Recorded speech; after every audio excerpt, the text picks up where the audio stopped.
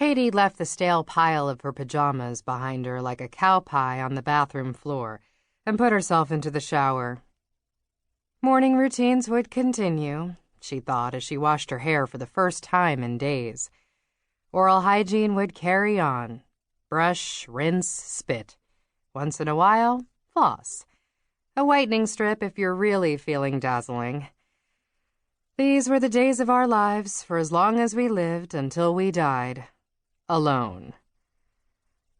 Wrapped in a towel, she fished through the maze of cardboard boxes littering the floor of her one-bedroom West Village apartment until she found the one containing her work clothes. She pulled out the black Dior skirt suit that she always wore to closings, which would require a great deal of effort to de-wrinkle. Now where was her steamer? With each box she searched through, Katie felt herself becoming more hysterical until the truth was undeniable. Paul Michael had forgotten to pack it. Or, correction, he had forgotten to direct whomever he'd hired to box up her things to pack it. Unless he'd left it out on purpose. He was always borrowing her steamer, even though it was carnation pink and only cost $20, and he could have easily bought himself one in black or gray. "I'm going to buy you your own steamer," she'd once said to him while standing in the doorway to the bathroom with her blouse at her side, waiting for him to finish smoothing out the final creases in his chinos. "Nah," he said, "no sense in having more than one." Wearing a suit with Shar-Pei-sized wrinkles to her meeting was unacceptable, but what was Katie supposed to do?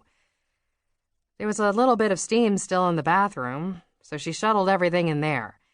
She hung her jacket, blouse, and skirt from the shower curtain rod, and then sat on the edge of the tub with all of it swinging over her like a hanged woman.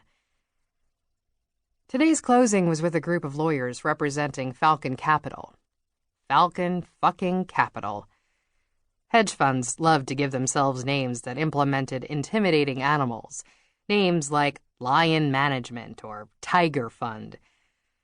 Katie swore if she ever started a fund, she'd go against type with something like Lemur Partners or Sleeping Sloth LLC. Or, in homage to her home state's favorite backyard game, Cornhole Capital. You'd think someone might appreciate the humor in naming a fund as such. But Katie's experience so far was that finance guys, and most of them were guys, lacked a sense of humor. They were too busy counting their money. And their lawyers were even worse because the lawyers were the ones who had to do all the arguing on their clients' behalf. In other words, it was safe to assume no one in the boardroom today would even crack a smile if Katie explained that she was sorry but her suit was rumpled because her life had imploded over the weekend and her ex-fiancé refused to give up custody of the one item she'd ever bought on HSN that meant shit to her. When Katie finally arrived at Falcon Capital's office building, she checked her watch to see exactly how late she was, but she'd forgotten her watch, so she only checked her bare wrist. Inside, she was met with a vast reception area, jam-packed with the most massive crowd of suits and ties anyone had ever seen outside of Grand Central Terminal or the Republican National Convention, all of them waiting for the next elevator. Katie heard one of the suits say mechanical malfunction, and she understood this to mean that her day was not about to get any easier. She trudged directly to the receptionist desk, where a preppy young man had a phone in the crook of his shoulder against one ear and a Bluetooth earpiece in the other. He held his pointer finger up to her to say, "One moment." Katie mouthed the words, "I'm looking for the stairs," but he paid her no attention. She went so far as to mime walking up steps, but he still ignored her. Just then, a slickly dressed man in a trim suit bulldozed up to the desk, knocked on it with his knuckles, and demanded, "The stairs, where are they?" The receptionist looked right up and pointed to an unassuming door on the opposite side of the room. The guy was off without so much as a thank you. Katie jogged after him, benefiting from his complete lack of politeness when it came to forging a path through the crowd, and praying her 3-inch Dior heels would not let her wipe out.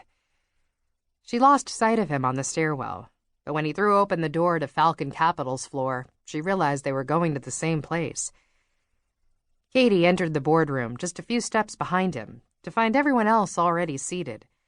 A line of old white men and young white men, various bald and balding heads of innumerable ages.